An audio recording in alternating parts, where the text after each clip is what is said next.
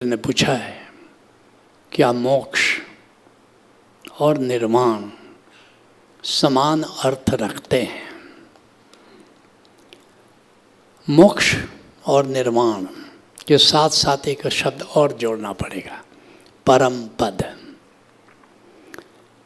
तीनों करीब करीब एक है, लेकिन अंतर भी बहुत है। मोक्ष और निर्वाण में कितना अंतर है?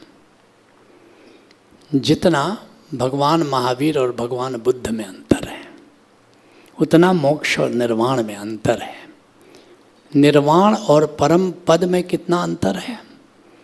जितना गौतम बुद्ध और गुरु गोरखनाथ में अंतर है, उतना ही निर्वाण और परम पद में अंतर है। क्या भेद है? भगवान महावीर जिसको मोक्ष कहते हैं, पहले उसको समझो। भगवान महावीर आत्मा को केंद्र में रखते हैं। दर्शन शास्त्र में तुम पढ़ोगे कि वे भगवान को नहीं मानते। गौतम बुद्ध के बारे में जो दर्शन शास्त्र उपलब्ध है, उसमें तुम पढ़ोगे कि वो भगवान को नहीं मानते। नहीं, दोनों भगवान को मानते हो न मानते हो, मगर दोनों जानते हैं, चाहे उनके शब्द अलग हो।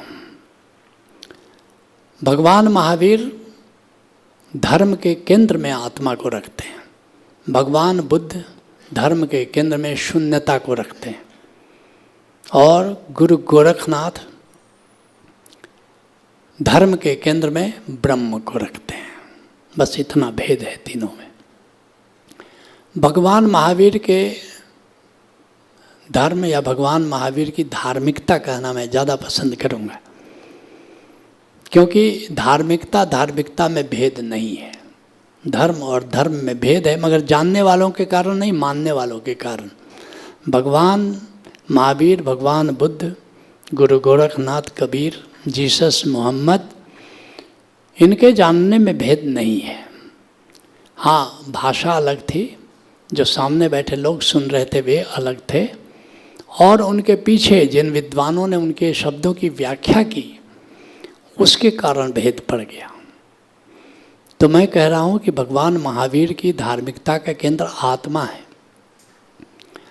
और आत्मा में ग्राउंडेड होने के लिए बता रहे हैं। कहते हैं ये जो मैं और मेरा, ये जो तुम्हारा अहंकार, ये तुम्हारे संबंध, ये जो संसार का फैलाव, कामनाओं का अनंत जाल, इससे मुक्त होने का सरलतम उपाय है कि तुम अपने को आत्मा के रूप में जानो। मैं आत्मा हूँ, इससे पहचान बना लो, और उस आत्मा में तुम तृप्त हो जाओ। इतना तृप्त हो जाओ कि अपने सुख के लिए अब तुमको बाहर किसी चीज़ पर निर्भरता की ज़रूरत नहीं है। तुम संसार से मुक्त हो जाओगे। कामना, क्रोध, लोभ, मोह, ईर्ष्या, द्वेष, ये सब अतृप्ति की अभिव्यक्तियां हैं। तुम अतृप्त हो, और अपनी इसी अतृप्ति के कारण तुम संसार में बार बार आते हो। अगर तुम अपनी आत्मा को जान लो, और आत्मा में स्वयं को, आत्मा के एकांत में तृप्ति को महसूस करो कि मुझे अब कुछ नहीं चाहिए, मैं स्वयं अपनी आत्मा में स्थिर होकर अपने आप को तृप्त महसूस कर रहा हूँ। आत्मा के एकांत का आनंद लेना शुरू कर दो। और आनंद का मतलब हुआ कि अपने सुख के लिए अब किसी पर निर्भर तुम नहीं हो, जिसको आत्मानंद कह सकते हो। आत्मानंद में रमण करने लगो, उस स्थिति का नाम मोक्ष है। और जब उस स्थिति में तुम पहुंच जाओगे, तो जन्म और मरण की जो यांत्रिकता है, इससे तुम मुक्त हो जाते हो। ऐसा नहीं कि तुम फिर आओगे नहीं, मगर अपनी इच्छा से आओगे। अगर नहीं आओ तो ये भी एक बंधन हो गया। अपनी इच्छा से, अपनी मौज से, यांत्रिकता के कारण नहीं, किसी बंधन के कारण नहीं, अतृप्ति के कारण नहीं। तो ये मोक्ष की स्थिति है। यह भी तुम्हें वैकुंठ ले जाएगी, यह भी तुम्हें आनंद लोक में ले जाएगी, यह भी तुम्हें वर्ल्ड ऑफ एनलाइटेंड वंस में ले जाएगी। दूसरी स्थिति निर्वाण। निर्वाण गौतम बुद्ध का प्यारा शब्द है। क्या कह रहे हैं गौतम बुद्ध? शून्यता। आत्मा की बात नहीं कर रहे हैं, आत्मा की जगह वो अनात्मा कह रहे हैं। आत्मा ही है, नो सेल्फ, जहाँ अहंकार नहीं रह जाता, वह स्थिति। अहंकार कहाँ नहीं रह जाता? जहाँ आत्मा है।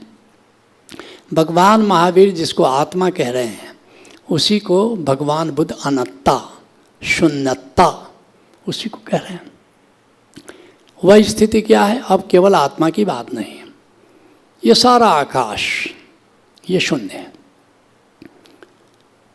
ये अनंता, सारा आकाश, और ये भगवत्ता है, भगवत्ता से संपन्न है, आनंद से परिपूर्ण है। अपने को आत्मा तक सीमित क्यों करते हो? अब सारा अस्तित्व आनंद से भरा है, जिसको ये परमानंद कह रहे हैं। उस परमानंद में ग्राउंडेड हो जाओ। वो स्थिति कैसी है? अब आत्मा परमात्मा का, घटाकाश और महाकाश का अब कोई भेद नहीं, कोई बंटवारा नहीं। न तो मैं हूँ न तो तुम हो, एक अखंड परमानंद अस्तित्व है। जब मैं हूँ ही नहीं तो फिर कामना कैसी, क्रोध कैसा, ईर्ष्या और द्वेष कैसा, अतृप्ति कैसी? जब मैं बचूंगा तब तो मेरी तृप्ति और अतृप्ति होगी। जब मैं और तुम जैसी कोई चीज़ ही नहीं है, एक अखंड परमानंद अस्तित्व है, और उस अखंड परमानंद अस्तित्व में मिट गए तुम बचे ही नहीं, तुम मिट गए। उस स्थिति का नाम निर्वाण है। अब जो दिया जल रहा था, जिसमें तुम्हारी कामना का दीप जल रहा था, वो दीप बुझ गया। इसको निर्वाण कहते हैं। इसमें भी तुम संत लोक में जाओगे, इसमें भी वही वैकुंठ लोक में जाओगे, लेकिन अब दूसरे एंगल से तुम्हें मोक्ष घटित हुआ। पहले में आत्मानंद में तुम ग्राउंडेड थे, अब तुम परमानंद में ग्राउंडेड हो। अब समस्त अस्तित्व तुम्हारा गेय हो गया है। और अब तीसरा एंगल, गुरु गोरखनाथ, कबीर, दादू दरिया, रैदास, कुमरनाथ, लालनाथ, भीखा, सहजो, दया, मीरा, हजारों हजारों लोग इससे गुजरे हैं। वे क्या कहेंगे? अब आँख खोलो, सुनो कबीर साहब क्या कहते हैं। आँख न मूंदो, कान न रूंधो, तनिक कष्ट नहीं डारो, और खुले नयन पहचाने हंसी हंसी, सुंदर रूप निहारो, साधो सहज समाधि बली। कहते हैं कि अब आँख क्यों बंद किए हो, कान क्यों रूंधे हो, कान क्यों बंद किए हो? ये सारा आकाश आंखें खोल करके देखो कैसे परमात्मा लहरा रहा है, कैसे ब्रह्म विहार कर रहा है। ओशो कहते हैं जिस दिन खुली आंखों से तुम आकाश की चैतन्यता को जानोगे, उसी दिन तुम परमात्मा को पहचानोगे। और ये सारा अस्तित्व वही है, निराकार भी वही है, आकार भी वही है। ईशावास्य मिदम सर्वम, ये जो सारा अस्तित्व तुमको दिखाई दे रहा है सब ब्रह्म से भरपूर है। यत किंचित जगत्यान जगत, थोड़ा बहुत जो आकार है, जगत है, यह भी ब्रह्म से परिपूर्ण है। तो क्या करना है? इस ब्रह्म के प्रेम में पड़ जाओ। मोक्ष में, आत्मानंद में प्रेम की बात नहीं थी।